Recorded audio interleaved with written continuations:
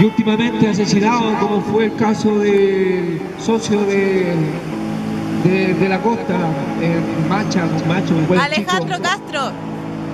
Creo que se van sumando allá para que esta parte de la región en América empiece a ser como Colombia ni cagando.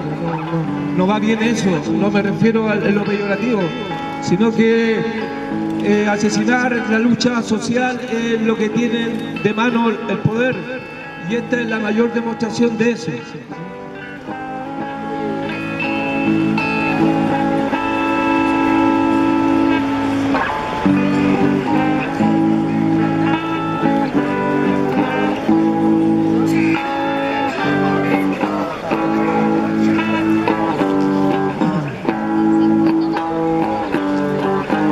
INE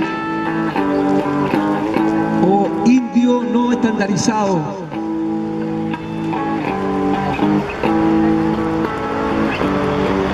Según el censo de población y vivienda realizado en Chile, usted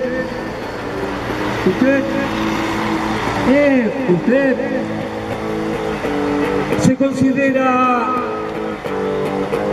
flojo, hediondo, borracho, piojento, malas pulgas, aborigen, cabeza de palo, incivilizado, canuto, delincuente, pre-colombino, post-punk rocker, autóctono, folclórico, indígena, indigente, terrorista, quemabosques, exótico, ilícito asociado, camorrero, muerto de hambre, originario, desterrado, natural, salvaje, subversivo, arcaico, monosapiens, malvividor,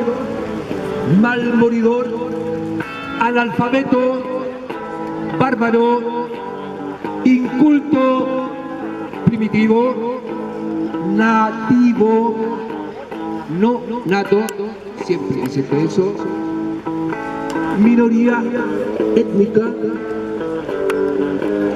polígamo, guerrero, indómito, raza inferior, guerrera pero inferior, indio culiao o araucano,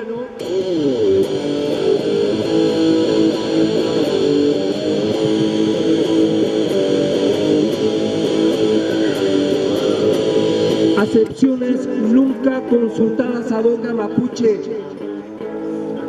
¿Qué otro descalificativo más te queda por nombrar? Racista, fuchiñuque.